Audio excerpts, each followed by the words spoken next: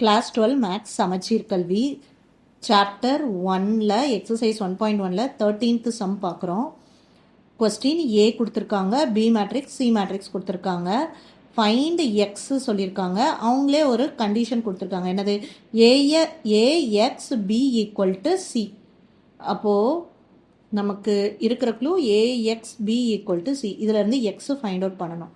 நம்ம என்ன பண்ணணும்னா ஏயால் ரெண்டு சைடும் மல்டிபிள் பண்ண போகிறோம். ஏ பண்ணலாமா? ஏ இன்வர்ஸால் பண்ணுவோம். ஏ இன்வர்ஸால் AX B equal to A inverse C. அப்போது என்ன ஆகிடும்?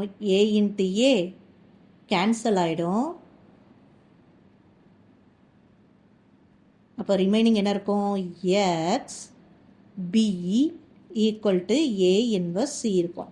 அடுத்து என்ன பண்ணணும்? நமக்கு எக்ஸ் மட்டும்தான் வேணும், இந்த பியும் இருக்கக்கூடாது. அப்போது லாஸ்டில் கூடி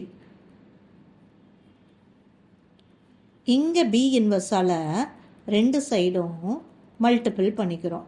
எப்பவுமே அந்த ஆர்டர் இங்கே லாஸ்ட்டு பண்ணால் இங்கேயும் ரைட் சைட்லேயும் லாஸ்ட்டு தான் பண்ணணும். இப்போ இந்த பியும் பி இன்வர்ஸும் கேன்சல் ஆகிடும். அப்போது நம்மக்கிட்ட என்ன இருக்கும்?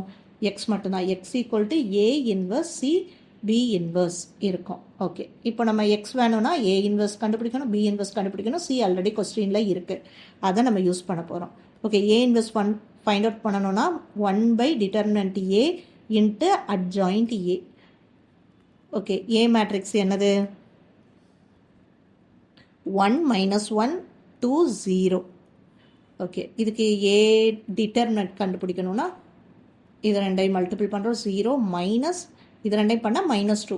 அந்த மைனஸ் இந்த மைனஸ் சேர்ந்து +2. So answer 2.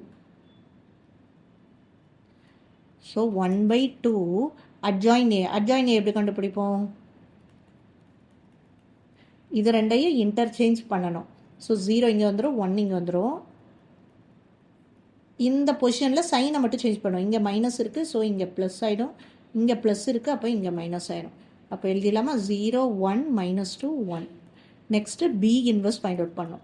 பியோட மேட்ரிக்ஸ் எழுதி வச்சுக்கலாம். B values 3 - 2 1 1. Okay, B inverse formula determinant B adjoint B. Okay, determinant B எப்படி ஃபைண்ட் அவுட் பண்ணுவோம்? இது ரெண்டையும் கிராஸ் பண்ணுவோம். 3 மைனஸ் இது ரெண்டையும் பண்ணால் -2. So +2. Answer is 5. So 1/5 adjoint B எப்படி கண்டுபிடிப்போம்? இந்த ரெண்டு பொசிஷனையும் இன்டர்சேஞ்ச் பண்ணணும். ஸோ 1 இங்கே வந்துடும், 3 இங்கே வந்துடும். இந்த பொசிஷனில் ஜஸ்ட்டு சைனை மாற்றணும். இங்கே மைனஸ் இருக்குது, ஸோ இங்கே ப்ளஸ், இங்கே ப்ளஸ் இருக்குது, அப்போது இங்கே மைனஸ். அப்போ ஆன்சர் 1 2 - 1 3. ஓகே, இப்போ நம்ம சால்வ் பண்ணலாமா? இந்த ஃபார்முலாவில் சப்ஸ்டியூட் பண்ணுவோம். So formula X equal to A inverse C B inverse. அப்போது ஏ இன்வர்ஸ் ஃபார்முலா என்ன? ஆன்சர் என்னது? A inverse answer is 1/2 0 1 -2 1. சியோட வேல்யூ 1 1 2 2 கொஸ்டினில் இருக்குது. பி இன்வர்ஸ் வேல்யூ இங்கே இருக்குது. 1/5 1 2 -1 3. ஓகே, இப்போ இந்த வெளியில் இருக்க டேர்மெல்லாம் சேர்த்து எழுதிக்கலாம். அதையும் மல்டிப்ளும் பண்ணிக்கலாம். 2 × 5 10. So remaining 0 1 -2 1 1 1 2 2 1 2 -1 3. ஓகே, ஃபஸ்ட்டு இந்த ரெண்டையும் மல்டிபிள் பண்ணுவோம். கிடைக்கிற ஆன்சரோடு இதை மல்டிபிள் பண்ணிக்கலாம். ஸோ இந்த ரெண்டு வேல்யூவையும் அப்படியே வச்சிடலாம்.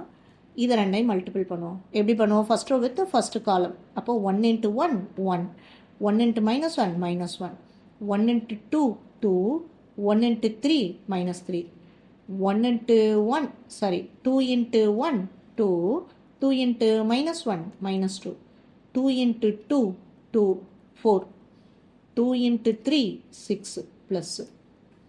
So 1/10 0 1 -2 1 0 -1 0 10. இந்த இடத்துல 1 × 3 வெறும் 3 தான், +3 தான். ஸோ இந்த இடத்துல என்ன வரும்? 5. ஓகே, நெக்ஸ்ட்டு 1/10 அப்படியே இருக்கட்டும், மல்டிபிள் பண்ணுவோம். 0 into 0, 0. 1 into 0, 0. Next, 0 into 5, 0. 1 into 10, plus 10. Minus 2 into 0, 0. 1 into 0, plus 0. Minus 2 into 5, minus 10. 1 into 10, plus 10. Simplify பண்ணா 0, 0, 10, 0.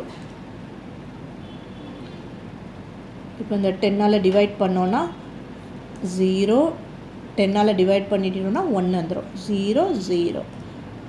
ஸோ நம்மளோட answer X value is 0, 1, 0, 0. That's all.